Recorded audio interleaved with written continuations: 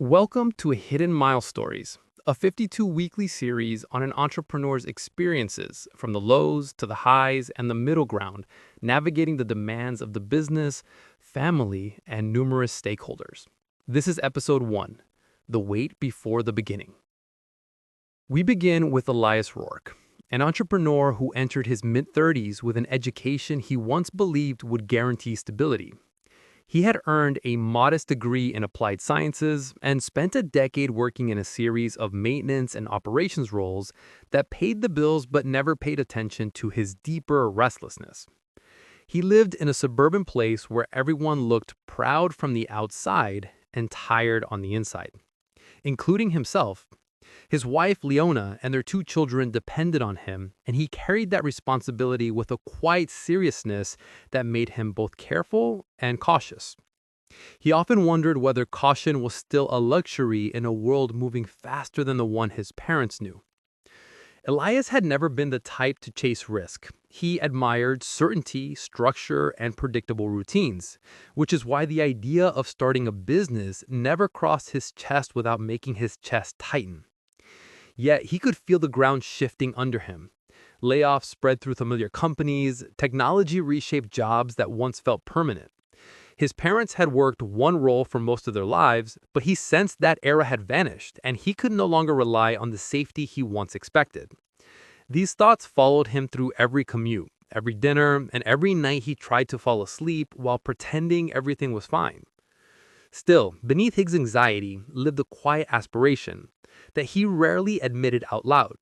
He wanted to build something that did not get swept away when companies reorganized or when executives shifted direction.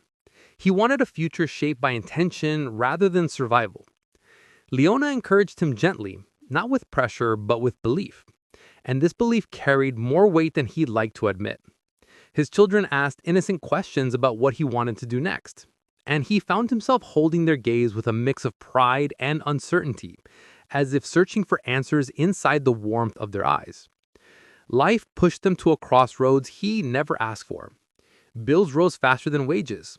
The cost of raising a family carved deeper lines into their budget. Some evenings, he watched neighbors return from new jobs or new ventures, smiling as if they had unlocked something he still could not see. It made him reconsider the idea that maybe he needed to take one step into risk before risk swallowed him from behind. That realization hung in the air like a whisper, telling him that staying still carried a danger he had not recognized before. Everything changed on the day his washing machine failed. It was an ordinary failure, yet it arrived at a moment when money was thin and patience was thinner. Elias opened the machine out of frustration and discovered that he understood its mechanics without thinking. As he tinkered with it in his driveway, a neighbor approached him with a troubled look and asked if he could help fix her vacuum. He agreed reluctantly, expecting nothing, and ended up restoring the device faster than she expected. Her gratitude came with a small payment that felt strangely significant. It wasn't the amount, it was the feeling of competence awakening after years of being ignored. That evening, he sat at his kitchen table, turning the $20 bill over in his fingers. He felt a spark of an idea forming in the quiet space between fear and possibility. Maybe he could create something simple. Maybe he could help people in a way that mattered. Second Step Repairs was born from that fragile moment, shaped by necessity and an instinct he had not trusted in years. He rented a small space and began taking on whatever repairs found their way to him. It was humble work, yet it carried a dignity that reminded him he still had something real to offer. The early days were wobbly and filled with missteps. Elias balanced family needs with the demands of the shop, often feeling stretched thin and overwhelmed by choices he didn't feel ready to make. Customers trickled in with toasters, garden tools, lamps, and radios, each carrying a quiet story about a life that was not as polished as the suburbs suggested. He began to understand the community in a new way. People weren't hiding perfection, they were hiding fragility. Every repair became a conversation, and every conversation became a reminder that he was not alone in the struggle to hold things together. Then came the electricity bill. Elias studied the numbers with disbelief, realizing he had underestimated the cost of running even a small shop. The shortfall was enough to threaten everything he had built in only a few weeks. He sat on the floor surrounded by half-repaired items and felt foolish for risking his family's stability on a dream with no blueprint and almost no savings. Despair tightened around him, and he wondered if he should close the shop before the situation grew worse.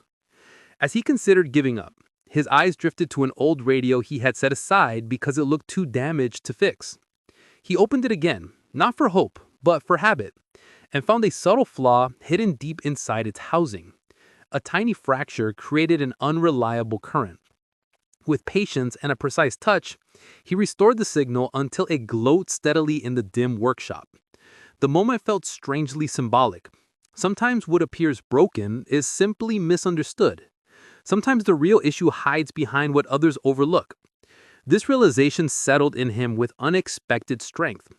The problem threatening his shop might not be a lack of customers. It might be the way he assessed value, efficiency, and opportunity. Maybe the path through this crisis was not more work, but smarter work.